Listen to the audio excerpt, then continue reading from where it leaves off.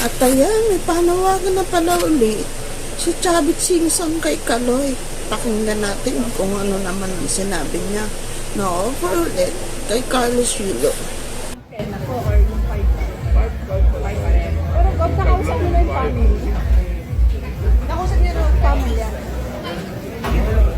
Gob, nakausap niyo na yung family. Paano niya kausap ko lahat sila? Nanay, tatay niya, mga kapatid niya. Nakita kayo, Gob? Hindi rin niya, nakakatid na rin niya sa makontak. Ano, nakikiusap ako kay Kaloy, mariman niya. Pamilya mo muna dahil wala kang nandiyan hindi sa kanila. So ako, hindi sa nakuha mo gold ako. Yung bibigay ko 5 milyon, dagdag lang. Sa pamilya nyo. Sa'yo rin. Pero gusto kong magbati silang pamilya. Ano po yung reaction? Saan nang sinabi? Wala ka eh. Wala po kayo.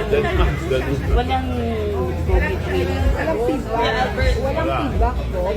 Wala kayo Wala siyang nakausap na nasabi. Ano, yung mga pera dyan ako ko.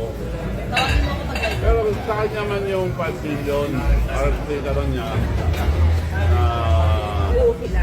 buo sila ako.